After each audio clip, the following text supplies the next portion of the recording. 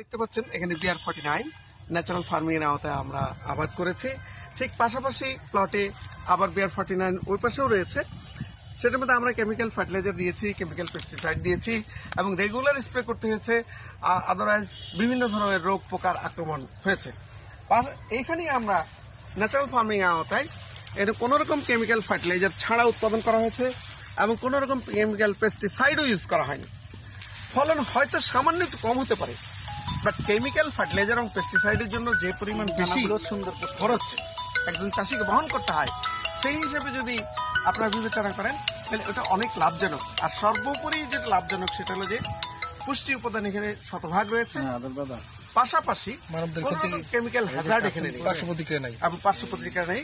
সম্পূর্ণ আপনার heavy metal থেকে শুরু করে সকল ধরনের কেমিক্যাল যে হ্যাজার্ড সেটা মুক্ত আপনি একটি বা আমি একটি খুব ভালো নিউট্রিশাস ফুড বা ফুড আমরা এখান থেকে পাবো ইনশাআল্লাহ, আশা করছি। স্যার, আমাদের অনেকের ধারণা যে অর্গানিক ফার্মিং আর ন্যাচারাল ফার্মিং এই দুইটা কিন্তু আলাদা জিনিস, এটা যদি একটু বলতেন। যে জি, এটা কমপ্লিট আলাদা। কারণ হলো যে অর্গানিক ফার্মিং এ আমরা যে অর্গানিক ফার্টিলাইজার ইউজ করছি বা অর্গানিক যে গোবর বা যে কোনো পচনশীল এগুলো ইউজ করছি, টনের পর টন লাগছে। শুধু তা না, সেটার যে উৎস, সেই উৎসটাও দেখা যাচ্ছে যে সে ঘাস যেটা খেয়েছে সেখানে হয়তো কেমিক্যাল হ্যাজার্ড ছিল, সুতরাং সেখান থেকেও কিন্তু আমার কন্টামিনেশন হয়ে যাচ্ছে।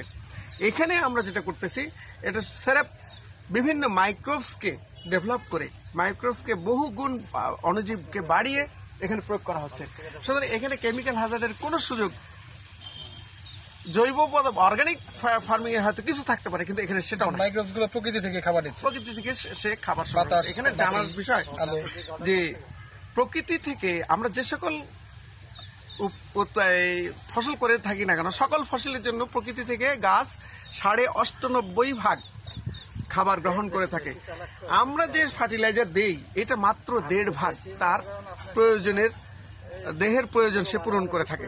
শুধু প্রকৃতিকে যদি সত্যি আমি সেইভাবে ডেভেলপ করে দিতে পারি যে প্রকৃতি থেকে সে সকল ফার্টিলাইজার নিতে পারে, তাহলে ওই 1.5%-এর জন্য আমার কেমিক্যাল ফার্টিলাইজার দেওয়ার কোনো প্রয়োজন নেই। শুধু আমি প্রকৃতিকে ডেভেলপ করে দেবো, সেই জন্য মাইক্রোবসগুলো, অণুজীবগুলো সেভাবে তৈরি হতে পারে এবং সে অনুযায়ী সে খাবারগুলো প্রকৃতি থেকে নিতে পারে এবং নিউট্রিশাস ফুড বা সিরিয়ালস প্রোডাক্টস আমরা পাচ্ছি। আমাদের সিরিয়াল সিড প্রোডাকশন পাশাপাশি ভেজিটেবল এবং অন্য আমাদের এসএডিডি স্যার আছেন, তিনি অনেক মাঠ ভিজিট করেছেন। তার কাজই হচ্ছে গিয়া মাঠ পরিদর্শন করে এই ধানের বীজ উৎপাদনের গুণগত মান সার্টিফাই করা। তো স্যারকে আজকে আমরা এটা দেখার অনুরোধ করছি যে স্যার এই ধানের মানে ফলন এবং পুষ্টিমান সম্পর্কে আপনার কি ধারণা মনে হচ্ছে দেখে? শুধুমাত্র দেখে মনে হচ্ছে যে এটা খুব ভালো ফলন, হয়তো বা কিছু তারতম্য হইতে পারে, কিছু কম হইতে পারে, কিন্তু এখানে কোনো মানে কেমিক্যালের মানে প্রতিক্রিয়ার বা ক্ষয়ক্ষতির মানে বিষাক্ততার তেমন একটা সুযোগ নেই। কারণ মাইক্রোবস থেকে তারা যেহেতু জৈব সারটা নিচ্ছে, তাই না, কাজে এখানে প্রকৃতি থেকে মাইক্রোবসটা খাদ্য গ্রহণ করছে। কাজে এখানে এই প্রযুক্তিটা খুব ভালো প্রযুক্তি। এই প্রযুক্তির মাধ্যমে যে বীজটা উৎপাদিত হইতেছে এটাও এর মধ্যে কোনো রকম হ্যাজার্ড মানে কেমিক্যাল হ্যাজার্ড তো নাই, এবং এটা পরবর্তীতে যখন এটা মাঠে যাবে তখন এটা মানে ভালোভাবে যাবে। কাজে আমি মনে করি এই প্রযুক্তিটা খুব কিছু পর্যায়ে খুব ভালো এবং আমাদের ন্যাচারাল মানে খাদ্য উৎপাদনের ক্ষেত্রে ভবিষ্যতের জন্য খুব ভালো হবে আর কি। এই প্রযুক্তিটা মাঠে ছড়ানোর জন্য আমাদের সকলের ভূমিকা নেওয়া উচিত। এই প্রযুক্তির সাথে সরাসরি মাঠে থেকে কাজ করেছেন জনাব খায়রুল আলম। আপনার যে চাষ করার যে অভিজ্ঞতা, তাতে কি মনে হচ্ছে যে এটা কি আসলে কৃষক পর্যায়ে চলবে কিনা?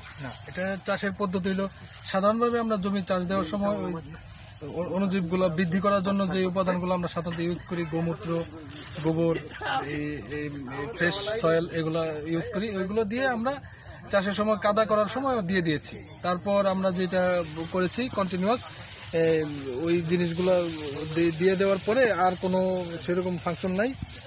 তারপরে বছর 2-1 বার আমরা সেই জিনিসগুলো আবার রিপিটেশন করেছি। রিপিটেশনের পর আল্লাহর রহমতে পেস্টিসাইড, কেমিক্যাল, ফার্টিলাইজার কোনো কিছু ছাড়াই যে আজকে এই জিনিসটা হলো, এটাও আমাদের কাছে একটা বিস্ময় মনে হচ্ছে। আমাদের ভবিষ্যৎ প্রজন্ম, আমাদের মানব সভ্যতা, এই সবকিছুর জন্য আসলে এই বিষয়টা এগিয়ে নেওয়া, নিরাপদ খাদ্য, সেফ ফুড, সব কিছুর জন্য জিনিসগুলো এগিয়ে নেওয়া হয়তো সরকারের সুদূর প্রসারী একটা পরিকল্পনা নেওয়া উচিত বলে মনে হচ্ছে আমাদের কাছে। জি, আসসালামু আলাইকুম। ওয়ালাইকুম সালাম। ধন্যবাদ দর্শক, আপনারা দেখছেন যে ন্যাচারাল ফার্মিং এ কোনো রকম ওই অতিরিক্ত পরিমাণে জৈব সারও না, শুধুমাত্র কিছু অণুজীবের ব্যবহারে এই চমৎকার ফলন।